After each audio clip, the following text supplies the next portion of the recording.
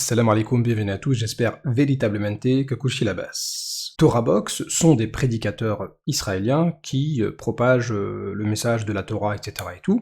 Et dernièrement, ils ont publié cette image-là, où ils font une comparaison entre le juif pratiquant et l'intégriste musulman. Et donc, dans leur comparaison, ils vont prétendre que, oui, l'intégriste musulman n'a rien à voir avec le juif pratiquant, l'intégriste musulman, il va être violent, etc. et tout. Sauf que leur comparaison, elle est mauvaise. Il aurait fallu comparer intégriste musulman avec intégriste juif.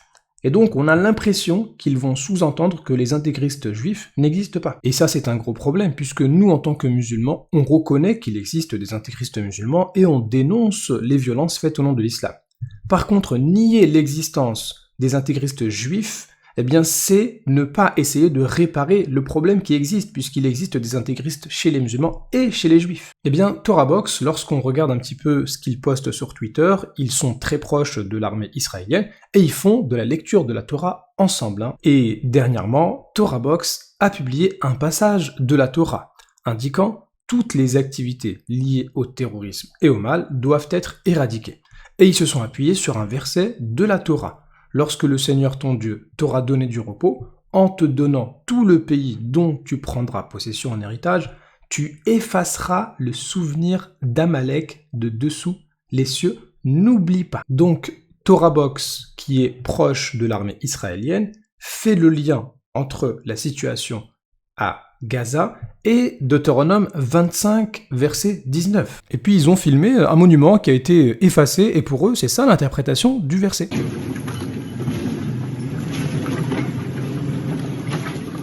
Maintenant, qui c'est qui peut nous interpréter ce verset? Est-ce que c'est moi? Est-ce que c'est vous? Est-ce que c'est TorahBox? Non, on va prendre un savant commentateur de la Torah. Prenons Rashi.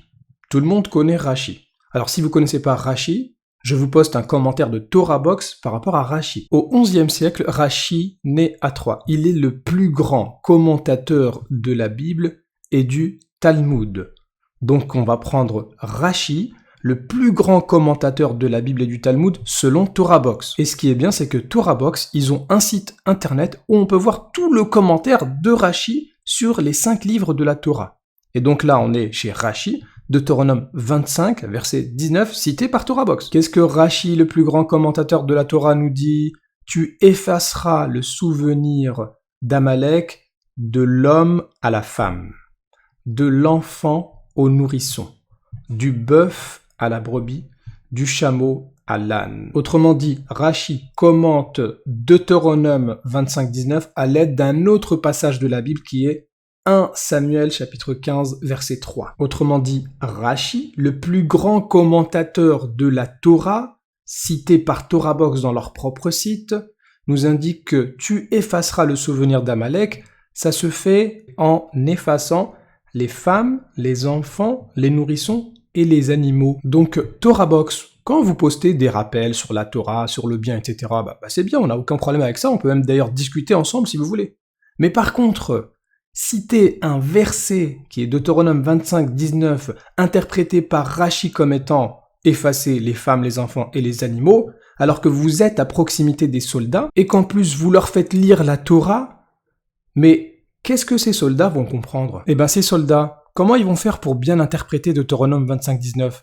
Eh bien ils vont aller sur TorahBox et ils vont voir que le meilleur commentateur de la Torah, c'est Rashi. Eh bien Rashi, il dit, faut éliminer les femmes et les enfants. Donc soit Rashi s'est complètement trompé et vous êtes contre l'interprétation de Rashi sur ce passage-là, et dans ce cas-là, il faut dénoncer de manière claire le meurtre d'enfants palestiniens, soit vous ignorez complètement le commentaire de Rashi pourtant présent sur votre site, et à ce moment-là, votre comparaison entre le juif pratiquant et le musulman intégriste, elle est complètement réfutée par Rashi lui-même. Parce que si vous ignorez complètement le commentaire de Rashi, c'est qu'on ne peut pas vous faire confiance sur le commentaire de la Torah. Mais, à plus forte raison, on ne peut pas vous faire confiance sur vos différences entre les extrémistes du côté des juifs et du côté des musulmans. Donc vous n'êtes pas du tout crédible. Donc finalement, l'extrémiste, c'est qui? Parce que je ne connais pas de plus grand extrémiste que quelqu'un qui va légitimer le fait d'effacer les femmes, les enfants, les nourrissons et les animaux. Et ça, c'est le commentaire de Rashi. Donc finalement, Rashi, il vous a réfuté complètement.